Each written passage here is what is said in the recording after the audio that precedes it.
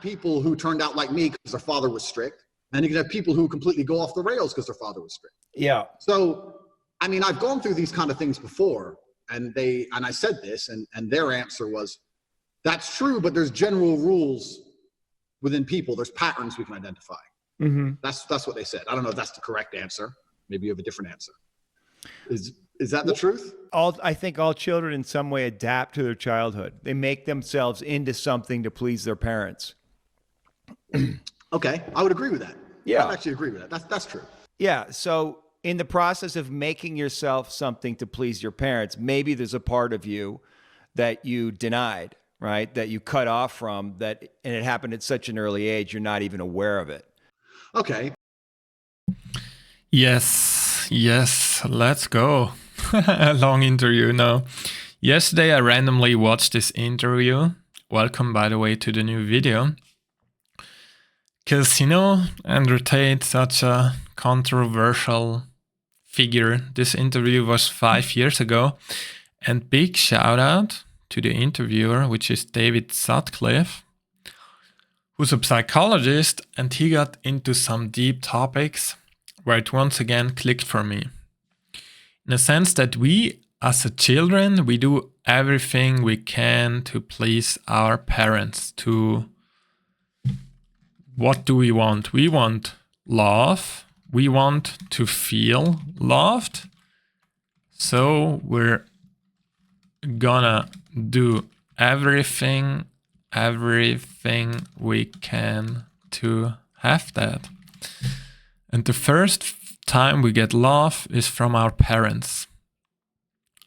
And soon we realize, okay, when I do something, I'm okay, I'm loved. And when I don't, then I'm not okay. And that's how we split up. That's how we develop so many unconscious patterns and belief systems, because these are limbic memories. A limbic memories is something. A limbic memory, I learned this from psycho-cybernetics, and it clicks once more. A limbic memory is one which programs us, which sticks. And it needs to be from an authoritative figure. So someone we really, these are memories which stick in the subconscious. These will stay and they will influence how we perceive things. An authoritative figure, like a parent or a teacher or something, you remember those times where maybe your teacher called you, no, you're an idiot, you're never gonna make it in math. And that's gonna stick your whole life because it had such an impact. The second part is strong emotional load. So the more emotional the situation was, imagine being in front of the class and you being called an idiot. That's gonna hurt you. That's gonna go so deep. And this message will stay for years. It's scary how many authoritative figures like teachers, and I used to be a teacher, how they don't realize how much of an impact they have on people's life. Such an impact. This will change their whole life, their whole path in a way. Strong emotional load and free repetition.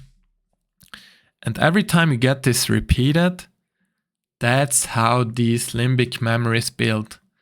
And that's why there's that bad self-talk. I'm an idiot. I'm not gonna make it. I'm a failure anyways. Because this is old stuff. It's deeply rooted in the subconscious mind. But, sorry, the chewing gum. I gotta chew some to have my voice on point. But is it real? Is it real? It's all a mental construct. It's a mental construct connected to an emotional feeling. So there's two things here happening. There's the mental construct.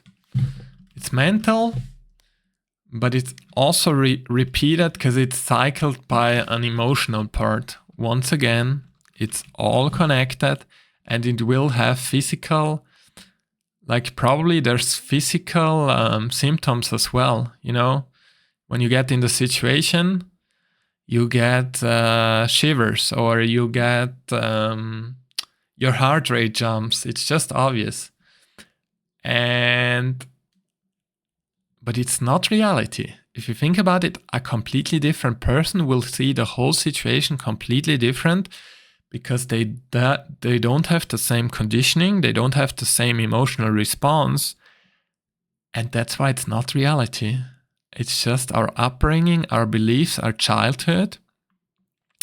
And now, how do we get out there? That's the question. How can we break free of that old conditioning belief system? Let's chase the line here. Identity. We gotta focus on identity. The top, the outcomes is just gonna be a consequence.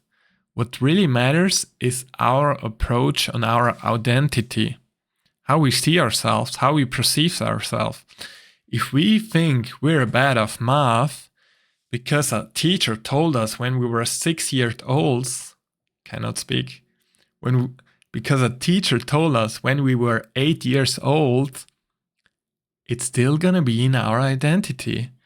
And maybe we're not even bad at math. Maybe we just didn't understand an example because he was not good at explaining. It's still gonna be there. I'm bad at math. I cannot do math. I'm gonna be bad my whole life at math.